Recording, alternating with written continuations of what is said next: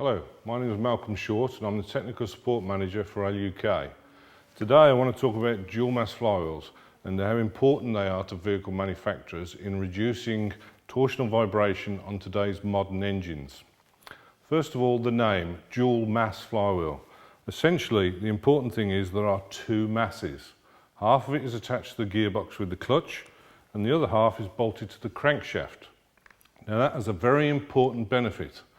It lowers the resonant frequency of the powertrain from somewhere around 2000 RPM, max torque, down to somewhere much below idle speed, in fact around 300 RPM. That's a major benefit.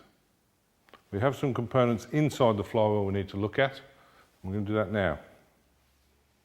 Inside the primary mass we have what we call a drive plate. That in fact is riveted to the secondary mass, which is attached to the clutch and the gearbox. And on it we have two big ears. Those sit between, in this case, four big arc springs. The arc springs actually absorb an awful lot of vibration between the primary and the secondary mass. They've essentially replaced the clutch driven plate damper springs that you'd have in a conventional clutch plate. In addition, around 50% of our flywheels have what we call a friction control plate. Now that limits the amount of movement of the drive plate during high torque scenarios, when the engine first fires or is cranking, for instance. And that just protects those springs.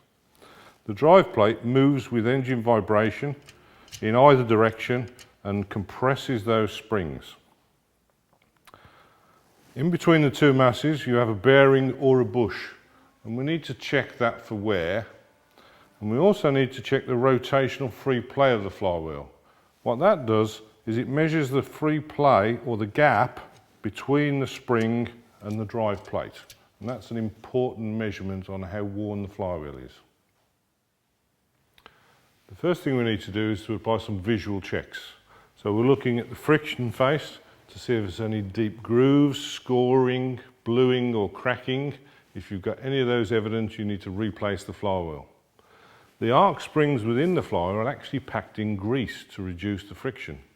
Now, some grease loss is acceptable, so a small weeping from the vent holes on the back of the flywheel is quite normal. If you start to get a build-up of grease around the bell housing, then it needs to be replaced. That's too much. The next test is a free play test, and we need to apply the dual mass flywheel special tool to check that. The dual mass flywheel special tool comes with all the components you need to test our flywheels. It comes with flywheel locking dogs to lock the primary mass into position, all the adapters that you need to fit our flywheels, the long handle with the degree gauge on it, and the DTI. First thing we need to do is to measure the gap between the two springs is we need to find the first spring. So we turn it anti-clockwise until we can feel the spring. Compress it and allow it to return. Now we zero the degree gauge by moving the pointer. And then we want to turn the flywheel in the opposite direction to find the other edge of the spring. So we turn it clockwise. Now on some of our flywheels with a friction control plate, you may feel a hard thud. That's perfectly normal. A lot of people think that's a faulty flywheel. It's not. So overcome the friction control plate by continuing to turn it a few degrees at a time until you can feel that spring. Allow it to return and then take a reading from the degree plate, in this case 14 degrees. The next important check is to check the bearing or the bush between the two masses for wear. To do this we use the DTI, which is included in the kit. We need to locate it onto one of the adapters. To test the rock, we apply the DTI to one of the adapters, preload it, gently pull the handle and set our 0 on our DTI, and then by gently rocking it from side to side, we can measure the amount of free play in the bearing or bush.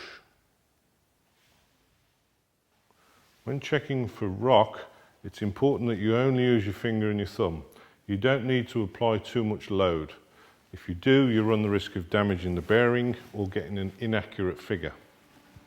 Secondly, we are checking for rock and not end float. Some of our flywheel designs use a bush, and you can get up to 6 millimeters of end float in those, and that's perfectly normal.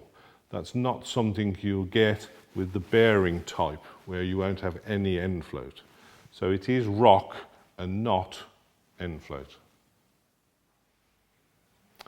Once you've measured those two important values, it's important to find out what the maximum values for your particular flywheel is, because they do vary quite a bit.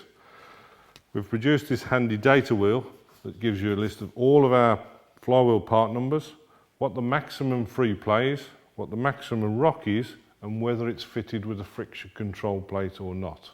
Those are available from your local motor factor. That concludes our presentation today. Thanks for watching.